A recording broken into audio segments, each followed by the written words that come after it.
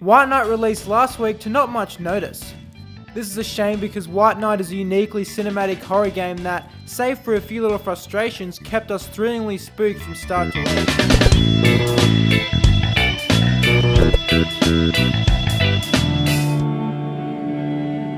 I was trying to collect my thoughts, but the intense pain was scattering them like a bunch of dead birds. My fear of being wounded changed into an obsession.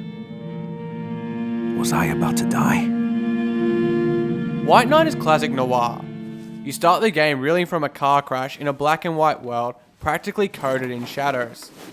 The protagonist narrates in a deep grumble, but you don't know who you are or what you are doing here.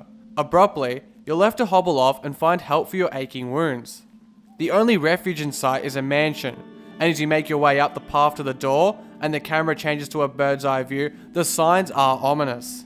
It's also the first time White Knight gets to flex its cinematic nous. Anyway, surprise surprise, the door is locked and you have to go and find the key. It's perhaps here where the game is at its lowest. The key is somewhere in the front yard, but it soon becomes apparent that it's nowhere obvious. This leaves you to frustratingly circle the vast garden at a deathly slow pace until you just happen upon the key. Not to mention, the game's animations look sloppy, highlighted in the white moonlight. It'd be very easy to write off White Knight here and now, but this unfortunate first chapter is a hint to the game's principles that serve it brilliantly later on. What would you expect other than to feel frustrated and despair when you're stumbling about in the dark, wounded and praying beyond wisdom for help? You stumble as the character does, and this is what White Knight does so brilliantly. It doesn't give the player agency to do as they like, but rather throws them into the uncomfortable situation of its protagonist to really immerse the player.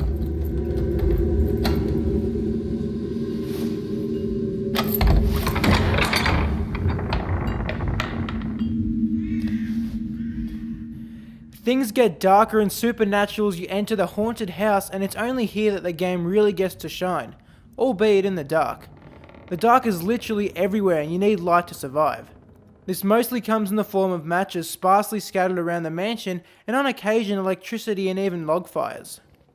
But even with light, what lies ahead of you is shrouded by the game's black and white colour scheme that makes the shadows pitch black.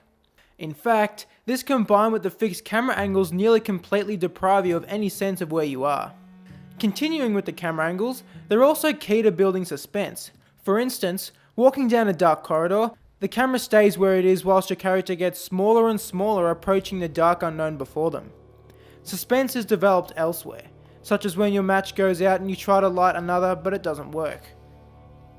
The game is totally dark. The music heightens, the camera shakes, and it's only a few seconds before the dark gobbles you up.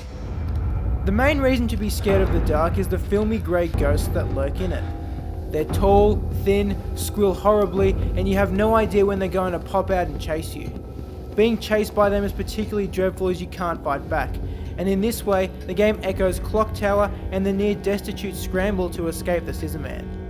Touching on a few other things, the sense of helplessness is developed by very few saving points and nearly every door being locked.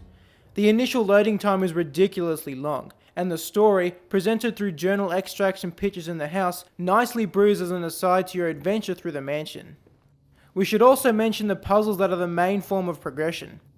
They're very much adventure-style puzzles that see you explore, grab items, mostly keys, backtrack and put the pieces together. It can be a bit frustrating to find all the clues, remembering you are in the dark, and this may make the game feel a little cheap. Honestly, the puzzles didn't bother us because they didn't interfere with the experience. The powerful ghosts and all-encompassing dark make you feel trapped and vulnerable in the mansion just like your character is. And this allows for you to be fully immersed and for the game to pull you along on anxiety and adrenaline.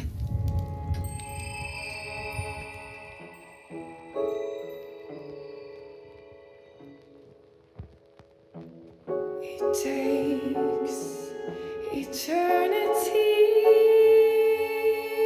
to decide. White Knight is an imperfect game. It has some long loading times, at times frustrating puzzles, and a forgettable first chapter, but ultimately succeeds where it matters.